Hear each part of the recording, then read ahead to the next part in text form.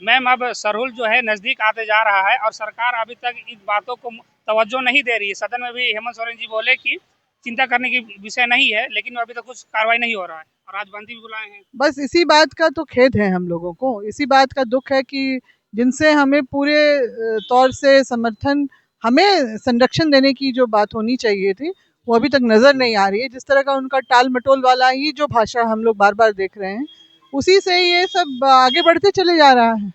और 1 तारीख को है जरूर, तो हम लोग जरूर मनाएंगे, मगर वो पहले वाला उत्साह और उल्लास तो निश्चित रूप से कम हो गया है, मनोदशा में बदलाव आ गया है लोगों का। मगर हमारी अपनी परंपरा है, संस्कृति है, धार्मिक परंपरा है, उसको तो हम लोग निभाएंगे। ये रैंप के चलते जो दिक्कत होगी उसका हम लोग विचार करेंगे। अभी बैठ मैम अभी हम लोग छात्रों से बात किए, छात्राएं भी थी, तो उनका कहना है कि यदि सरकार कुछ नहीं करती हम लोग खुद से तोड़ने का काम करेंगे, ये वो बोल रहे हाँ, ये तो है, बात हो रही है, मगर हम लोग फिर भी चाह रहे हैं अगर इस बीच में और हो जाए कुछ ठीक तो ठीक है, नहीं तो फिर जैसा जनता समझे वैसा ही ठीक होगा। क्योंकि इसके चलते, रैम के चलते बहुत दिक्कत आने वाली है। और आने वाले समय में जो ये जो भव्यता जो हमारी सरहुल की एक समरसता और एकता का जो प्रतीक बन चुका था, और जो सरहद पार करके विदेशी चैनलों में प्रसारण होता है इसका आज के डेट में, तो वो उसको खत्म करने के लिए, भंग करने का ये सारा षड्यंत्र रचा गया है, उसको हम कामयाब नहीं होने देंगे। ये हमारा है। और सरकार रास्ता निकाले समय रहते, नहीं तो फिर जनता भी कभी कभी स्वतंत्र होकर अपना काम कर सकती है।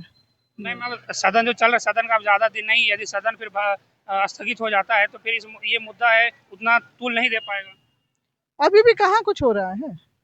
एक बार आया 7 तारीख को, उसके बाद तो उसके में ही कह दिया उन्होंने कि धूमधाम से मनेगा। कौन धूमधाम से मनाने के, आज के डेट में तो सभी लोग बोल रहे हैं अगर प्रशासन शांति समिति की बैठक भी बुलाती है तो उसमें हम शामिल नहीं होंगे। और जाएंगे भी तो दलाल किस्म के ही लोग जाएंगे, जो चार्जशीटेड टाइप के लोग हैं ना, जो अभी उनका माउथ पीस बने हुए हैं सरकार का, उन्हीं के साथ बैठ के करे।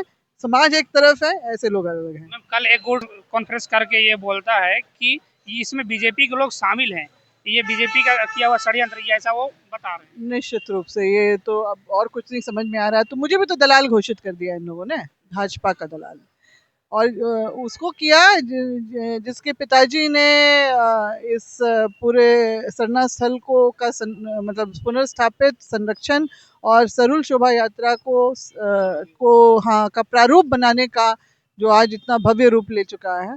और अगर समाज के साथ खड़ा होना, अगर इस तरह के संज्ञा देने वाले, तो वो ही अपनी घटिया मानसिकता अपने पास रखे।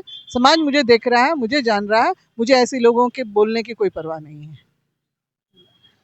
जैसा मैम बता रही हैं कि ये शांतिपूर्ण तरीके से ही आंदोलन जो है वो आगे बढ़ेगा। ये कांटा टोली चौक है और कांटा टोली चौक जो है वो पूरा जाम किया गया है।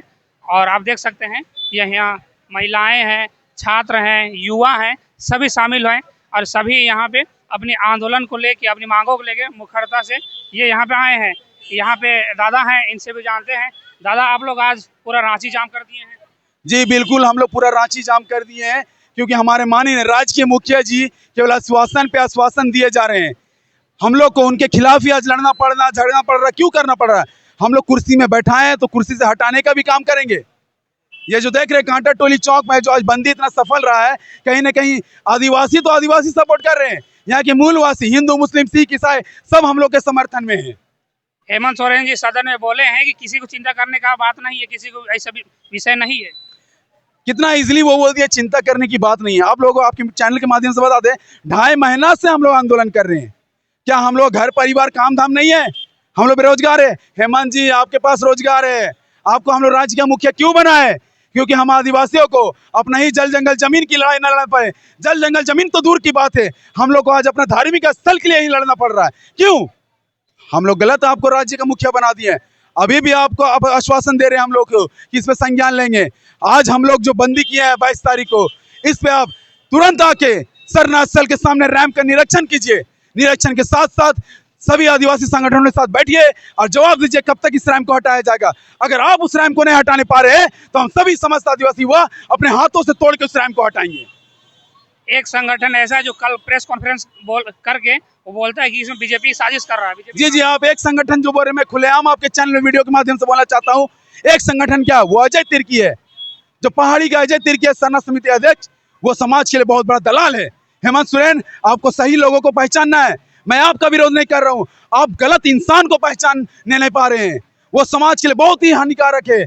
माननीय हमारे मुखिया जी, इस राज्य के मुखिया जी, हमारे बातों को समझिए। हमारा धार्मिक आस्था जुड़ा हुआ है, हमारी माँ का आस्था जुड़ा है। हमारा माँ का घर को तोड़ा जा रहा है। 10 फीट तो पहले लिया गया, हम लोग आंदोलन किए, उसके बाद अब 10 फीट नहीं लिया जाएगा। लेकिन जो सामने जो रैंप उतरा गया है, 1 तारीख को हमारा सरुल पर्व है, लाखों की संख्या में लोग आते हैं, कहाँ जाएंगे? सोचिए ना राज्य के मुखिया जी, आप क्या कर रहे हैं? हेमंत दा, आपसे रिक्वेस्ट है, एक बार सरना स्थल में आके खुद निरीक्षण कीजिए। ज्यादा बड़ा राजा मत बनिए, राजा हम लोग बनाए हैं, तो हम लोग प्रजा से नीचे भी दर्जा आपको दे सकते हैं। जैसे ये बता रहे हैं कि हेमंत सोरेन की सरकार है, ये यहाँ की जनता बनाई है, और यदि इनकी बातों को नहीं माना जाता है तो उनको गद्दी से उतारने का कार्य भी ये करेंगे।